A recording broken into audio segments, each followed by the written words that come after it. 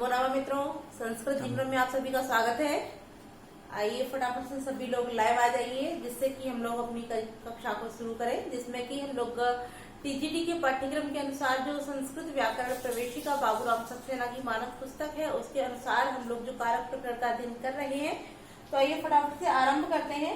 तो जैसा कि कल की कक्षा में हम लोगों ने एक सूत्र और एक वार्तिक का अध्ययन कर लिया था, और जैसा कि आप सभी जानते हैं कि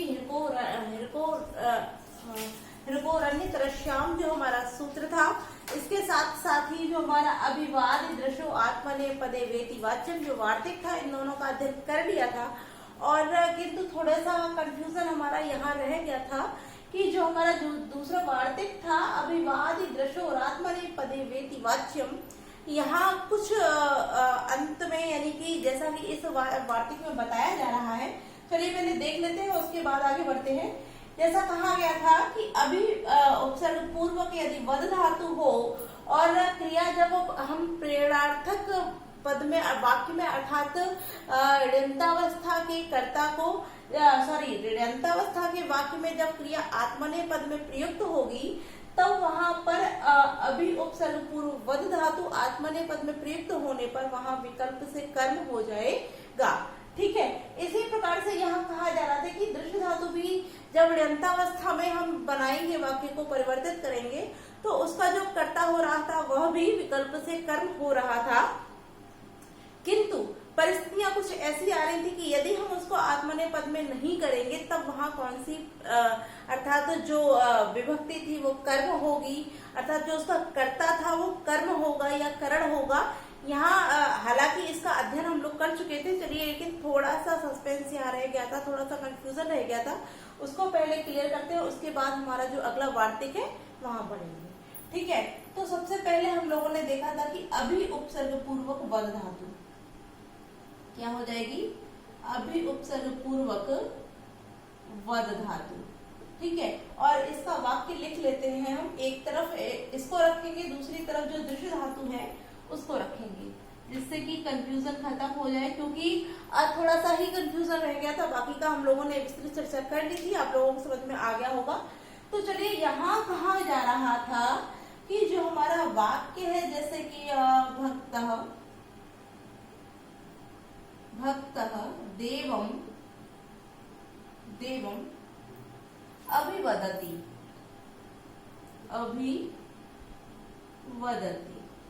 ठीक है, यह जो वाक्य था हमारा, ये कैसा था, अड्यंतावस्था का वाक्य था।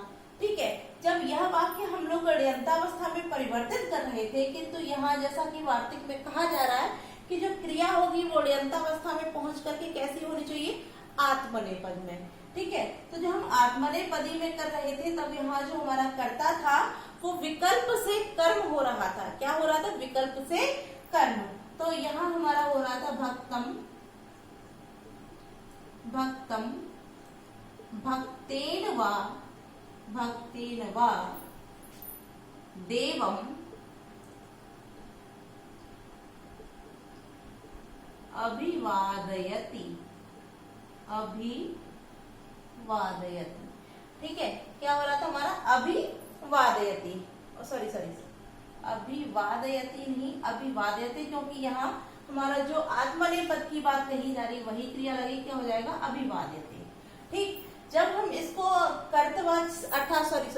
कर्तवाच्य नहीं, जब अड्यंतावस्था के वाक्य को जब हम अड्यंतावस्था में परिवर्तित करेंगे, किंतु जैसा कि वार्तिक में कहा जा रहा है कि आत्मनेपदे, यानी कि जो क्रिया होगी अड्यंतावस्था से ऋणावस्था में परिवर्तित होकर जब क्रिया ऋणावस्था में आत्मनेपद में प्रयुक्त होगी, तब यहाँ जो हमारा कर्ता है वो विकल्प से कर्म हो जाएगा, अर्थात विकल्प से कर्म होगा। तो हमारा यहाँ जो वाक्य है वो भक्तम भक्तेन वा देवम अभिवादयते, इस प्रकार से हो जाएगा। ठीक है, अब हम दृश्य धातु का भी देख लेते हैं, जैसे कि इसका था हमारा भक्तः देवम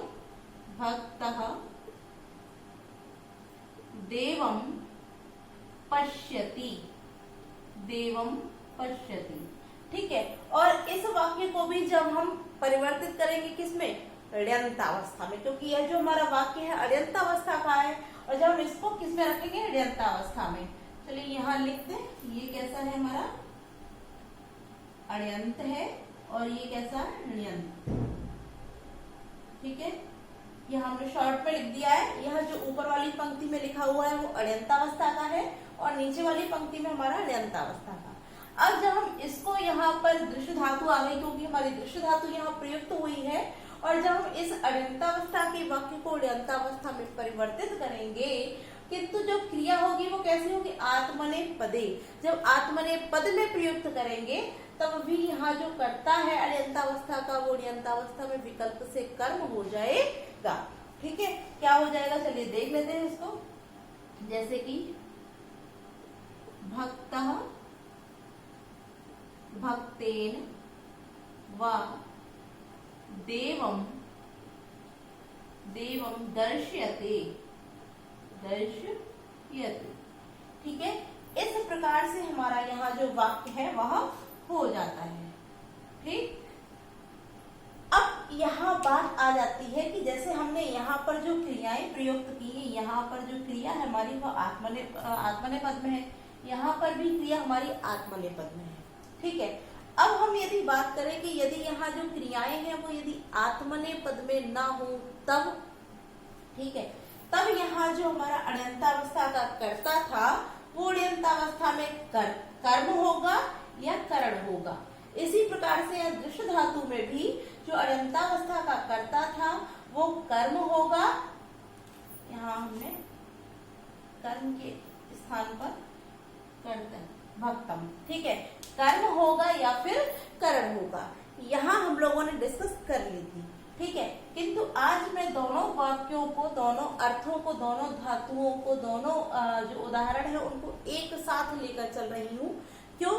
क्योंकि हो सकता है कि वहां आप लोग कंफ्यूज हो जाएं कि कौन सी क्रिया अर्थात किस धातु के साथ जो हमारा कर्ता होगा अण्यंतावस्था का, आत्मनेपद में क्रिया ना होने पर किसमें कर्म होगा और किसमें कर्ण होगा। इसलिए मैंने एक साथ ही दोनों उदाहरणों को रखा है, अलग अलग पार्ट करते हुए। ठीक है, अब हम देखते हैं, जैसे हमने यहाँ क्रिया ली है, किसमें ली है, अण्यंतावस्था की क्रिया है, किंतु ऋच प्रत्यय के साथ विधान हुई है, किंतु आत्मनेपद में है, जैसा कि हमारा वार्तिक कह रहा है। ठीक है, अब यहाँ हम आत्मनेपद में न करके क्या कर लेंगे, अभिवादयति अभिवादयति।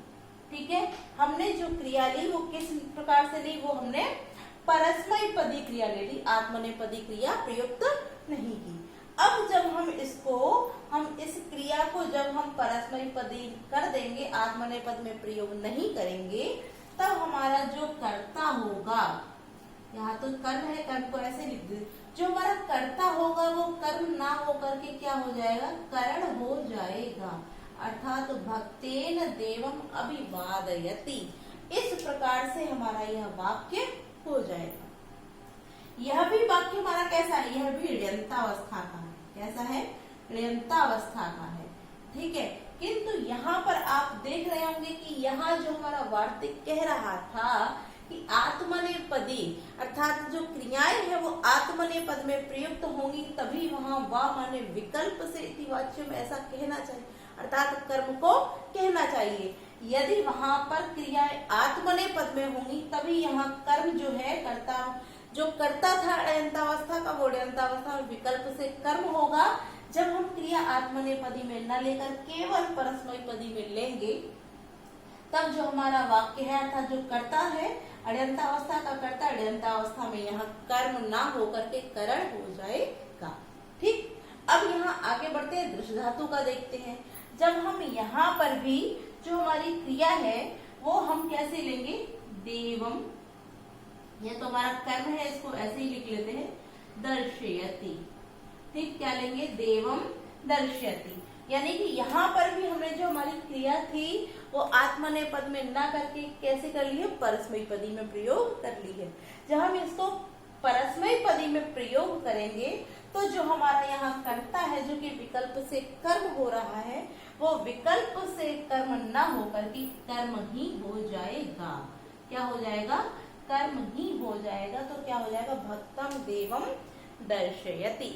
इस प्रकार से हमारा यहाँ जो वाक्य है वह हो जाता है। अब यहाँ जो हमारा भक्तम देवम दर्शयति जो हमारा रूप बना है, वाक्य बना है, अर्थात जो कर्ता था दृश्य धातु के आत्मनेपद में न होने पर परस्मैपदी में प्रयुक्त होने पर यहाँ दृशेष जो वार्तिक है, इस वार्तिक से यहाँ पर जो हमारा कर्ता है वो कर्म हो जाएगा। ठीक है, हालांकि पूरी डिस्कशन हम लोगों ने कल की कक्षा में कर ली थी, पर यहाँ समझने वाली बात यही है कि यदि हम अभी उपसर्ग पूर्वक वद धातु को जब परस्मैपदी में करते हैं, आत्मनेपदी में न करके परस्मैपदी में करेंगे, तो जो हमारा कर्ता होगा वो कर्म न होकर के करण हो जाएगा। किंतु यदि हम दृश्य धातु की बात करेंगे, दृश्य धातु का जो क्रिया है वो हम आत्मनेपदी में न करके परस्मैपदी में प्रयोग करेंगे, तो इसका जो कर्ता होगा वो कर्म हो जाएगा, वो करण नहीं होगा। ठीक है, तो अब यहाँ आप लोगों को कोई कंफ्यूजन नहीं हुआ होगा। आप लोग पुनः देख लीजिए, वद धातु अभिपूर्वक जब हम परस्मैपदी में प्रयोग करेंगे तो कर्ता करण होगा, कर्म नहीं होगा।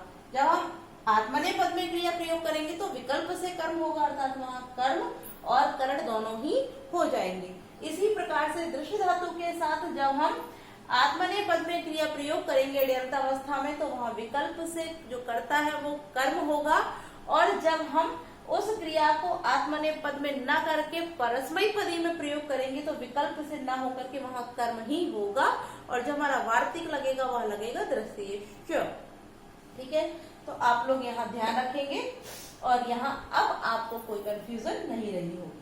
ठीक है, तो चलिए अब आगे बढ़ते हैं। हमारा जो अंतिम यहाँ अगला जो वार्तिक कहा गया है, जलपति प्रभृतिनाम उपसंख्यानम, इस वार्तिक को देखते हैं। अगला जो हमारा वार्तिक है,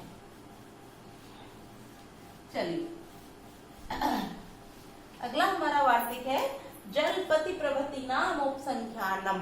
ठीक, अब यहाँ इस वार्तिक में हमारे कात्यायन महोदय कह रहे हैं कि जल्प, कौन सी, जल्प और इत्यादि, जलपति प्रभृतिनाम अर्थात इत्यादि, जो जल्प इत्यादि धातुएं होती हैं, जल्प है, भाष है। ठीक है, जल्प माने होता है बात करना, बहुत अधिक बोलना, वही वार्तालाप। ठीक है, जल्प और भाष इत्यादि जो धातुएं होंगी, इन धातुओं का भी अड्यंतावस्था का कर्ता अड्यंतावस्था में कर्म हो जाएगा। यहाँ उपसंख्यानम अर्थात यहाँ पर हमको अन्य कोई विभक्ति नहीं कहनी है। यहाँ जो हमारा कर्ता होगा अड्यंतावस्था का, वो अड्यंतावस्था में कर्म ही हो जाएगा। ठीक है, अब यहाँ आपने देख लिया कि जल्प इत्यादि जो धातुएं हैं, इनके लिए उपसंख्यानम माने कहना चाहिए, क्या कहना चाहिए कि वहां पर कर्म ही कहना चाहिए। लेकिन कब, जब अड्यंतावस्था का कर्ता हमारा अड्यंतावस्था में पहुंचेगा, तब इन धातुओं के योग में हमारा जो कर्ता होगा वो कर्म ही हो जाएगा। ठीक है, जैसे कि पुत्रो, चलिए किनारे लिखते चलते हैं, पुत्रो धर्मम जलपति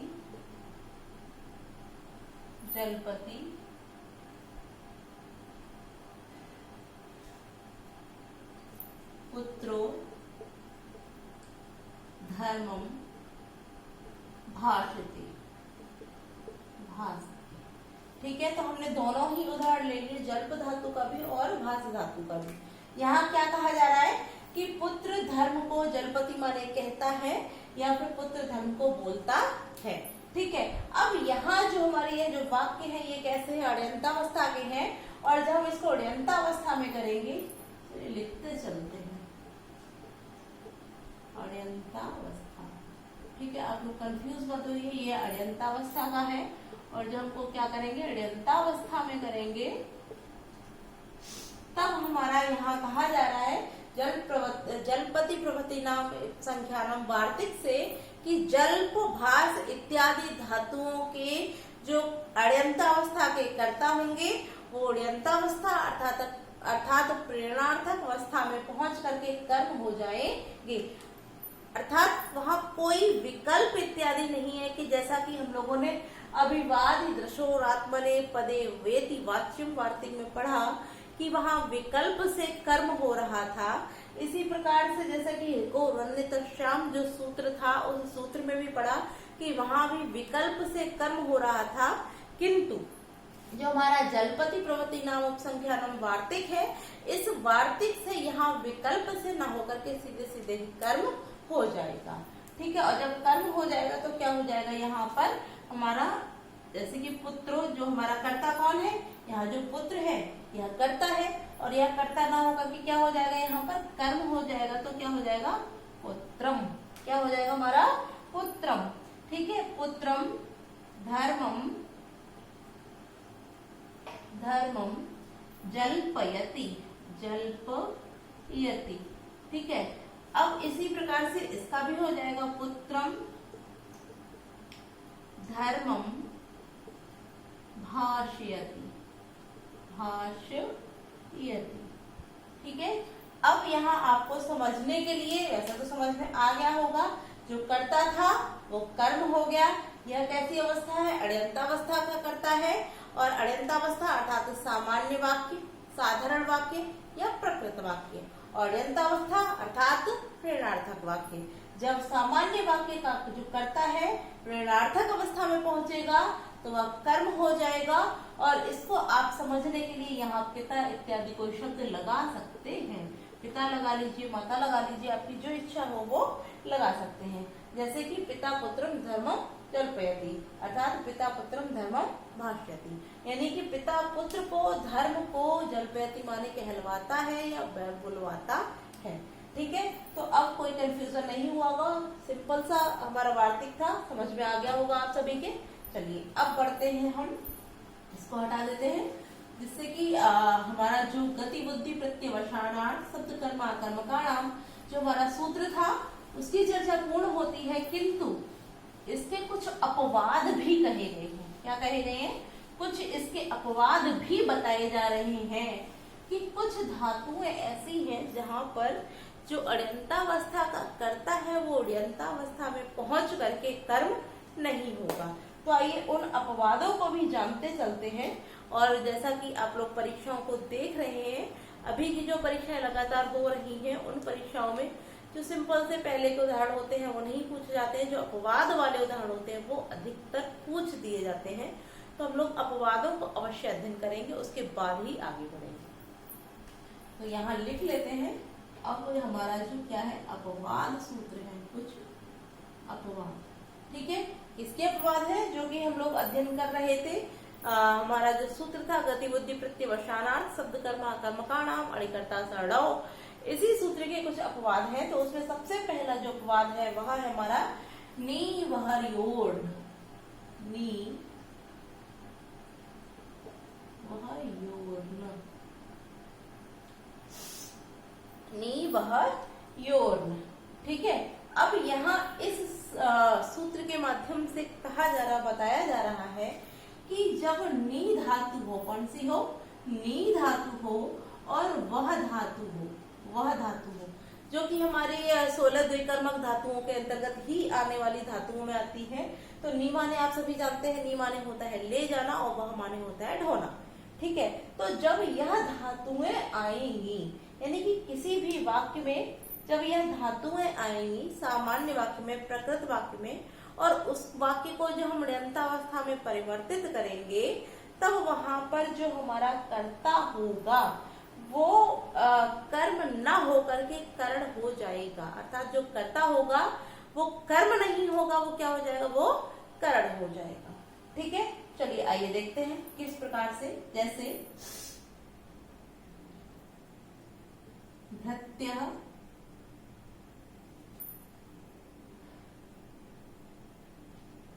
भारम नयति। आप लोग कंफ्यूज मत होइए, जिनके पास पुस्तक होगी संस्कृत व्याकरण प्रवेशिका बाबूराम सक्सेना की, वो लोग देख रहे होंगे कि कहीं कहीं उनको भृत्यो भी दिख रहा है। क्या दिख रहा है, भृत्यो।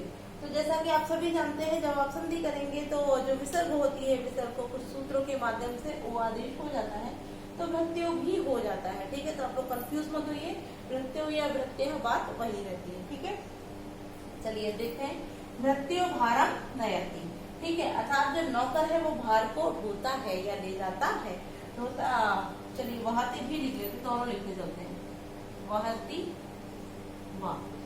ठीक है, नौकर भार को ले जाता है अथवा ढोता है। ठीक, यह हमारा कैसा वाक्य है? यह साधारण वाक्य है, सामान्य वाक्य है, प्रकृत दशा का वाक्य है, तात्पर्य अण्यन्तावस्था का। ठीक है, अब जब हम इसको अण्यन्तावस्था में परिवर्तित करेंगे तो इसका जो कर्ता है, कर्ता कौन है? वृत्ति जो हमारा कर्ता है वो कर्म नहीं होगा। क्या नहीं होगा? कर्म नहीं होगा। और जब कर्म नहीं होगा तो क्या हो जाएगा? तो हमारा वह करण हो जाएगा, अर्थात जो कर्ता है वो अनुक्त होकर के करण हो जाएगा। तब यहाँ क्या हो जाएगा हमारा? भृत्येन, भृत्येन क्या हो जाएगा? भृत्येन भारम नाययति या वाहयति वा। ठीक है, तब इस प्रकार से हो जाएगा कि जो कर्ता है वो अण्यन्तावस्था का कर्ता किन धातुओं के? नी और वह धातुओं के होने पर कर्म ना होकर के करण में परिवर्तित हो जाएंगे, अर्थात कर्म नहीं होंगे, क्या हो जाएंगे? करण हो जाएंगे। ठीक है, तो यह हमारे अपवाद है, आप लोग इसको ध्यान से जानते रहिए। अब बात आती है कि यहाँ जो हमारे शब्द लिए गए हैं कि भृत्यो भारम नयति वहति वा। ठीक, अगर यहाँ जो हमारा कर्ता होगा, वह धातु का जो कर्ता होगा वो कैसा ना हो? वो नियंता अर्थात हाँकने वाला जब होगा, जैसा कि यहाँ नौकर जो है वो भार को ढोता है। ठीक, किंतु यहाँ भार को ढोने अर्थात जैसा कि कोई वाहन इत्यादि होता है उसको ढोने वाला हो, खींचने वाला नहीं, सॉरी ढोने वाला नहीं, हाँकने वाला हो। ठीक है, तब वहाँ वह ढो नहीं रहा है, वो क्या कर रहा है? वह ढुआ रहा है किसी से। ठीक है, तब वहाँ जो हमारा कर्ता होगा अण्यन्तावस्था का, वो अण्यन्तावस्था में पहुंच के कर्म ही हो जाएगा। ठीक, चलिए उसको भी देखते चलते हैं। जैसे कि वाहा रथम वहति। ठीक, वाहा रथम वहति अर्थात यहाँ पर हाँकने वाला जो है वो रथ को हाँक रहा है। ठीक है, तब यहाँ जो इसका कर्ता है, जो हमारा अण्यन्तावस्था का जो कर्ता है वो कौन सा है? वो कैसा है? नियंता अर्थात हाँकने वाला है, नियत करने वाला है। तो यह जो कर्ता होगा, यह जब अण्यन्तावस्था में पहुंचेगा तब यह कर्म ही हो जाएगा, तब यहाँ करण नहीं होगा, कर्म हो जाएगा। ठीक, कौन सा सूत्र लगेगा? तो नियंत्रित कर्तृकस्य बहिर निषेध वार्तिक से यहाँ पर कर्म हो जाएगा। तब यहाँ क्या हो जाएगा? यहाँ वाहन जो शब्द है यहाँ द्वितीय होकर के वाहन हो जाएगा, वाहन रथम वाहयति वाहयति। ठीक है, इस प्रकार से हो जाएगा। अब लेकिन आप लोग कंफ्यूज मत होइए, यहाँ नौकर भार को ढोता है, स्वयं ही ढो रहा है, किसी के द्वारा कोई कार्य नहीं कराया जा रहा। किंतु यहाँ जो रथ है वो ढोता नहीं है, उस रथ को हाँकने वाला अर्थात जो नियंता है हाँकने वाला होगा। तब यहाँ पर जब किसी शब्द को अर्थात किसी भार को ढुवाने वाला जब होगा, कोई हाँकने वाला होगा, कराने वाला होगा, तब ऐसा नियंता करता जो होगा अर्थात ऐसे ऐसे आप समझिए क्लियर। तो जो नियंता होगा अर्थात हाँकने वाला जब शब्द प्रयोग किया जाएगा तब वह हमारा अण्यन्तावस्था का कर्ता अण्यन्तावस्था में पहुंचकर कर्म ही हो जाएगा। किंतु जब हाँकने वाला नहीं होगा तब वहां पर करण होगा, और जब हाँकने वाला होगा तब वहां पर कर्म हो जाएगा। ठीक है, तो अब यहाँ स्पष्ट हो गया होगा आपको कि यहाँ जो वाहा है, वाहन अर्थात आपने देखा होगा कोई रथ होता है, रथ को चलाने वाला एक व्यक्ति होता है। ठीक है, तो रथ कब चलता है? जब वह व्यक्ति उस रथ को हाँकता है। ठीक, तो यहाँ जो वाहा है अर्थात उस वाहन को ढुआने, रथ को ढुआने वाला है, दौड़ाने वाला है, वहां जो शब्द आएगा तब यहाँ पर जो हमारा नियंत्रित कर्तृकस्य बहिर निषेध वार्तिक से यहाँ पर द्वितीया हो जाएगी। ठीक है, तो आप लोग स्पष्ट रखिएगा कि जब वह धातु और नी धातु हमारा सीधा सीधा अण्यंतावस्था के वाक्य में आएगा, तब वहां पर करण होगा। किंतु जब हाँकने वाला शब्द प्रयोग होगा तब वहां पर कर्म हो जाएगा। ठीक, आगे बढ़ते हैं। चलिए अब बढ़ते हैं हम आगे। जो अगला अपवाद सूत्र कहा गया है, इनको लिखा रहने देते हैं जिससे कि आप लोगों को ध्यान रहे कि कौन कौन से हमारे अपवाद सूत्र हैं। अगला हमारा अपवाद सूत्र है आदि खाद्योर्न। आदि खाद्योर्न, ठीक है। अगला अपवाद सूत्र है हमारा आदि खाद्योर्न। अब यहाँ इस सूत्र में कहा जा रहा है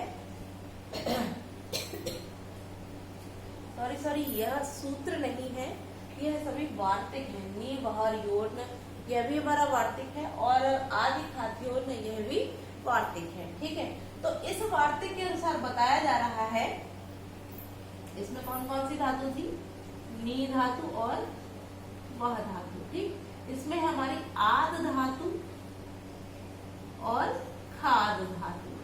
आप देख रहे होंगे जैसे लिखा हो आद अर्थात आद और खाद धातु। जब आद और आद नहीं अध धातु और खाद धातु, जब अध धातु और खाद धातु हमारी प्रयोग की जाएंगी तब भी वहां जो हमारा कर्ता होगा, अण्यंतावस्था का जो कर्ता होगा वो अण्यंतावस्था में पहुंच के कर्म नहीं होगा।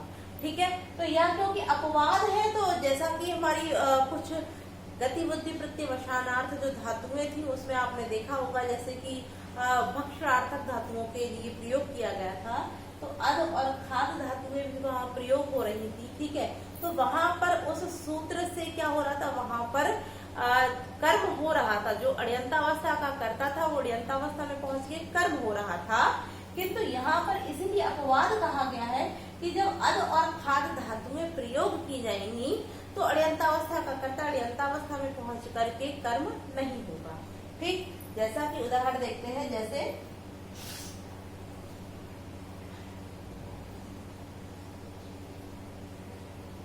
वटुः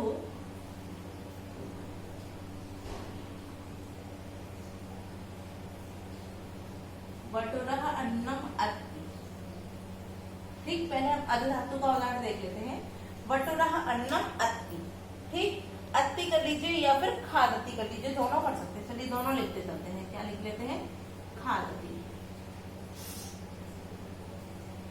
ठीक है, वटुरा अन्नम अत्ति खादति वा, अर्थात वटुः अन्नम अत्ति मतलब खाता है, या उसको दोनों का अर्थ वही है कि जो वटु है, कोई वटु आप जानते हैं कि जो लोग अर्थात आश्रम में रहकर विद्या अध्ययन करते हैं उनको वटु बोलते हैं। तो वटु अन्न को खाता है। ठीक, अब यहाँ पर अध धातु आई है और खाद धातु हमारी जो आई है, और यह वाक्य कैसा है, अण्यंतावस्था का है। जब हम इसको अण्यंतावस्था में परिवर्तित करेंगे तो यहाँ जो वटु है हमारा जो कर्ता है, कौन सा कर्ता है, कर्ता कौन है, वटु जो हमारा कर्ता है वो अण्यंतावस्था में पहुंच के कर्म ना होकर के क्या हो जाएगा, करण हो जाएगा। तो क्या हो जाएगा, जब करण हो जाएगा तो वटुना अन्नम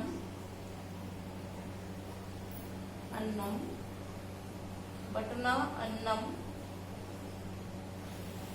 आदयति या फिर खादयति वा, खादयति वा। ठीक है, तो वटुना अन्नम आदयति खादयति वा, अर्थात जो हमारा कर्ता है, वटु जो हमारा कर्ता है वो अध या खाद धातु पे आने के पश्चात जब हम उसको अण्यंतावस्था में परिवर्तित करेंगे तब वह यहाँ पर हमारा कर्म ना होकर के करण ही होगा, कर्म नहीं होगा।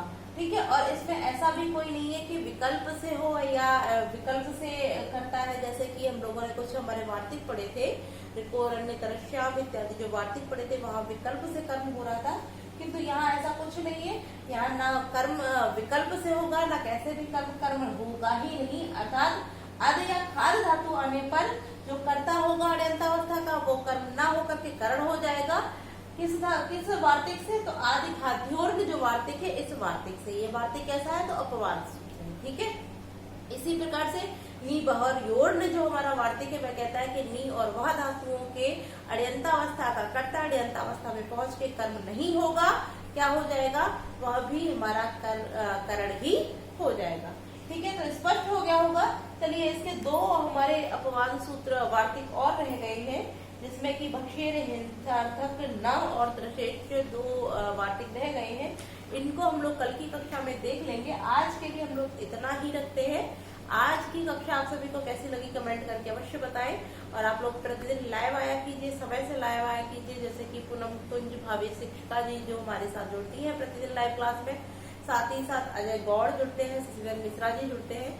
तो आप सभी लोग समय से क्लास में उपस्थित रहा कीजिए, साथ ही साथ पूरी कक्षा को देखा कीजिए, क्योंकि टीजीटी के अनुसार ये बहुत ही महत्वपूर्ण कक्षाएं चल रही हैं। और जैसा कि आप सभी जानते हैं पीजीटी की भर्ती आ चुकी है, परीक्षा के फॉर्म अप्लाई हो चुके हैं और कुछ लोग कर भी रहे हैं। और उसकी अंतिम तिथि जैसा कि फॉर्म अप्लाई करने की 10 तारीख है और पूरा फॉर्म सबमिट करने की जो अंतिम तिथि है वह 16 तारीख है। तो आप लोग जल्दी से, जिन लोगों ने अभी तक फॉर्म अप्लाई नहीं किया है, सभी लोग फॉर्म अप्लाई कर लीजिए। साथ ही साथ हमारी लाइव क्लास के साथ प्रतिदिन जुड़े, जिससे कि आप सभी की तैयारी बेहतर हो सके। और मैं आप सभी से पुनः एक बार कहूंगी कि आप लोग अधिक से अधिक संख्या में लाइव जुड़ा कीजिए, क्योंकि जिस प्रकार से आपका ये जो समय है वो बहुत ही महत्वपूर्ण है, उसी प्रकार से मेरा भी यह समय बहुत ही महत्वपूर्ण है। और आप सभी के लिए मैं अपने महत्वपूर्ण यानी बहुमूल्य समय में से समय निकाल के आप सभी के लिए इतनी मेहनत करती हूँ। तो आप लोग लाइव आकर के मेरा उत्साह वर्धन तो कर ही सकते हैं। और साथ ही साथ वीडियो अच्छी लगती है तो वीडियो को लाइक भी अवश्य कीजिए। तो आज के लिए इतना ही मित्रों। क्लास कैसी लगी कमेंट करके अवश्य बताएं। धन्यवाद।